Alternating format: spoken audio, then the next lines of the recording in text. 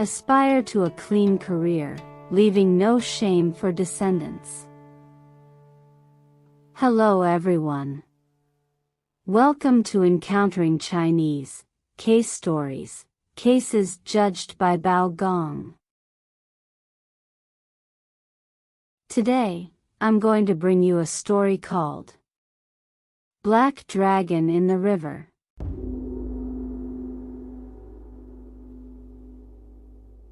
It is said that in Shijing, there was a broker named Cheng Yong, who ran an inn.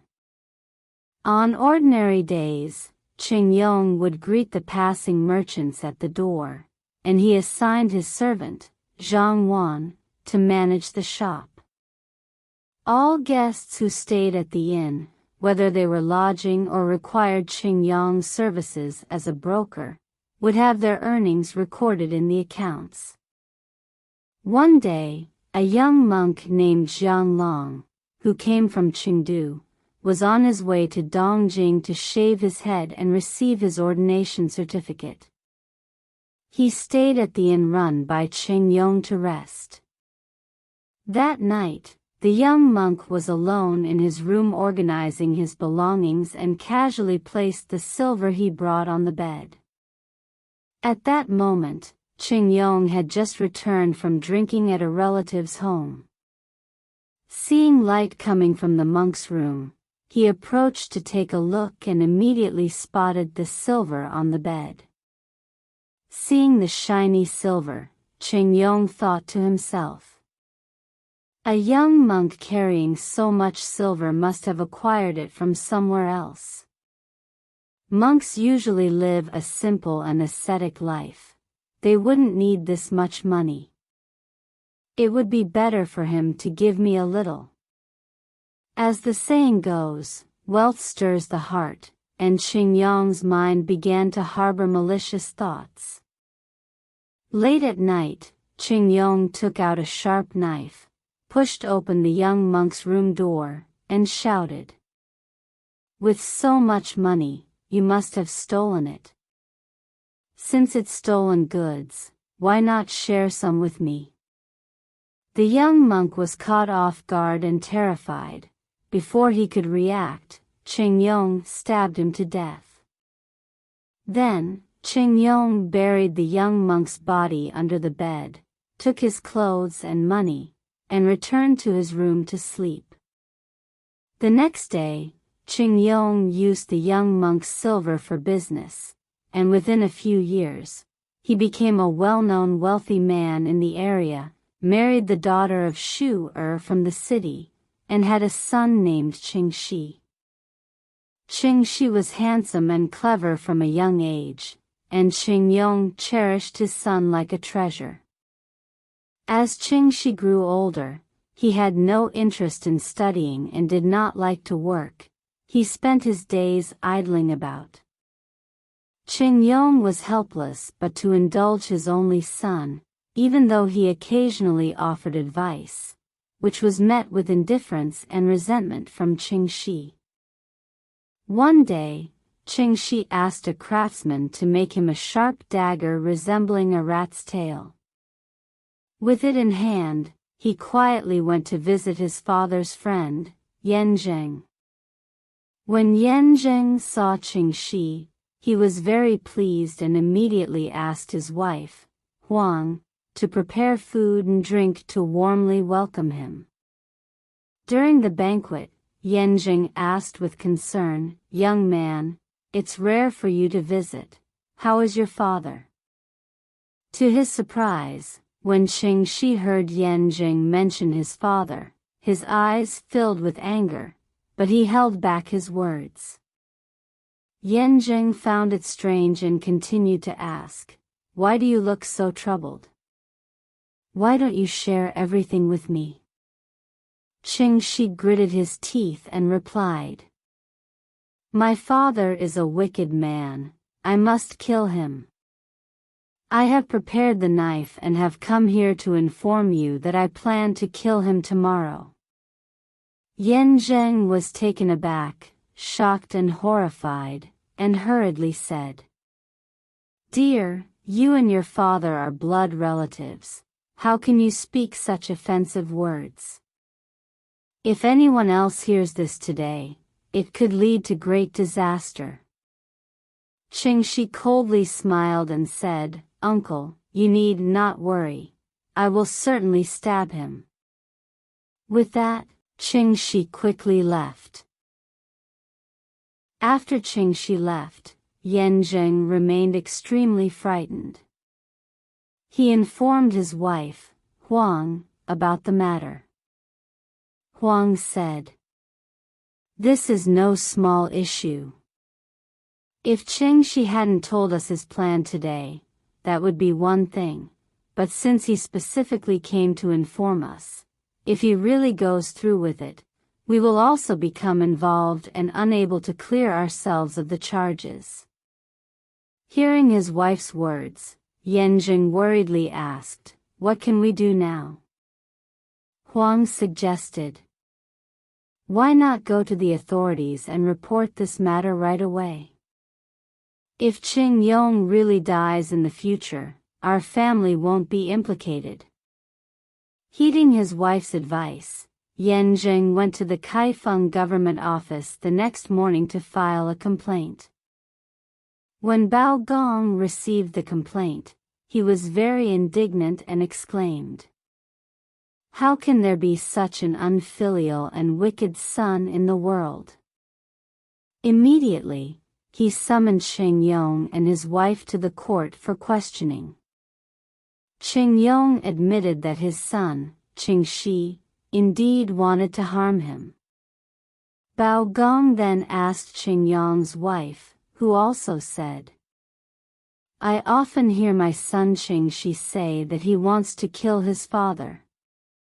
I often scold him for this, but he seems to have no intention of giving it up. Bao Gong then arrested Qingxi and questioned him in detail, but Qingxi only hung his head and said nothing. Bao Gong called upon the neighbors of the Qing family, questioning them one by one, and they confirmed that Qingxi often mentioned wanting to kill his father. Moreover, he usually concealed sharp weapons on his person. Bao Gong ordered a search of Qingxi, but no sharp weapons were found. Qing Yong stepped forward and said, I suspect his knife must be hidden in his bedroom. So Bao Gong dispatched Constable Zhang Long to search Qingxi's room, and indeed, a dagger resembling a rat's tail was found under the bed and brought back to Bao Gong. Bao Gong held the dagger and interrogated Qingxi, yet he remained silent. Despite the clear evidence, Bao Gong felt puzzled. He thought to himself, Father and son are blood relatives, and Qing Yong and Qingxi have no grievances against each other. Why would Qingxi commit such an unusual act? Could there be hidden reasons? After pondering for a long time, Bao Gong still couldn't understand the case. Until late at night, when Bao Gong fell into a hazy sleep, he had a dream. In the dream, he was about to cross a river by boat when suddenly a black dragon appeared in the water, with a great deity sitting on its back. The deity wore a red robe, held a ceremonial tablet, and had a dignified demeanor. He approached Bao Gong and said, Bao Gong, you shouldn't blame Qingxi for claiming he wants to kill his father. In fact, this matter is tied to a murder case from 20 years ago.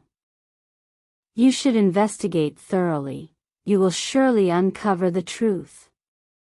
After saying this, the deity disappeared along with the black dragon.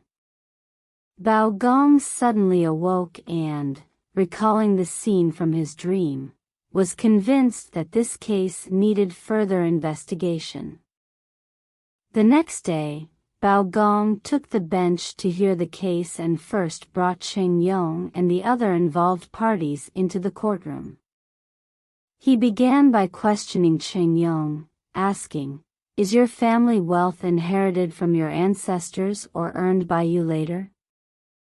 Qing Yong replied, "Initially, I was a broker, and my daily work was to receive passing merchants and earn a profit from the price differences."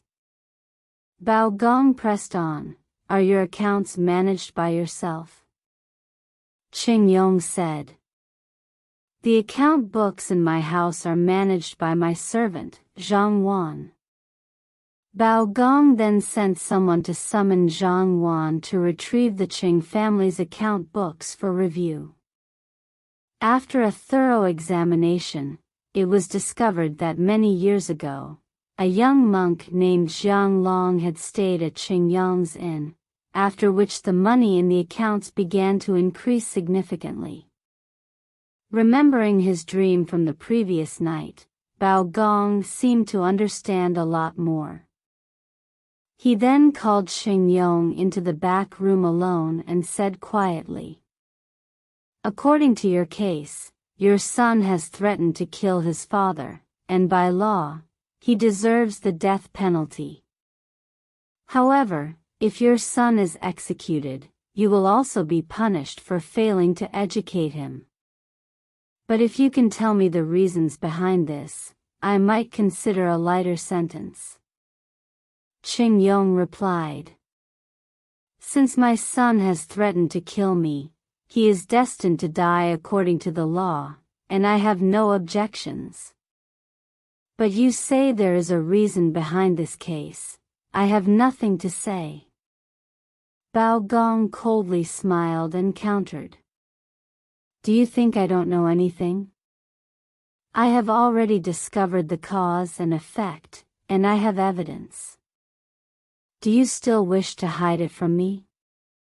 20 years ago, a young monk named Jiang Long stayed at your inn, was killed by you, and you took his money to do business." Upon hearing the name, young monk Jiang Long, Qing Yong was already terrified. When he heard Bao Gong explain the case in such detail, he no longer doubted it, believing that Bao Gong already had conclusive evidence. Overcome with fear, his hair stood on end, and in a daze, he confessed everything.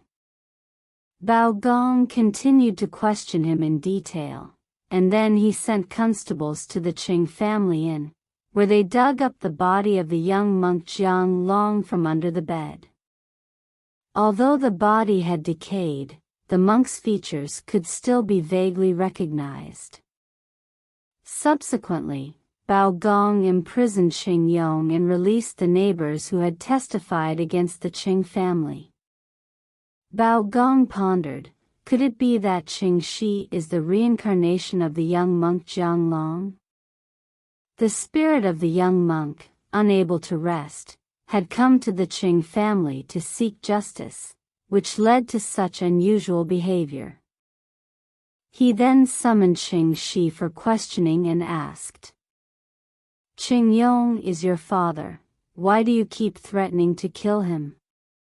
Qing Shi remained silent. Bao Gong asked again, "After all, you haven't actually killed your father. If I were to pardon your crime today, your father would still bear responsibility, and his property would be confiscated. But I could give you some money for your future livelihood. What would you do with that money?" Qing Shi replied, "I won't do business like him." Bao Gong said, "If you have any plans, you can tell me, and I can give you 1,000 strings of coins." Qing Shi's eyes lit up, and he responded, "If you can give me 1,000 strings of coins, I will buy the documents needed to become a monk and go to the temple." Bao Gong nodded and said, "All right, you may go. I will make arrangements for you." The next day, Bao Gong instructed officials to sell off Qing Yong's property, and from the proceeds, He took out 1,000 strings of coins and handed them to Qingxi. In the end, Gong ruled that since Qingyong was old, he would be sent to a remote area for military service, while Qingxi's threat to kill his father was understandable, and he would be allowed to become a monk. In the end, the cycle of vengeance showed that no one could escape the cause and effect of the world. Alright. Today's case story, Black Dragon in the River, concludes here. If you enjoyed it, please like and subscribe. Feel free to leave your comments and share with others. See you again in the next issue.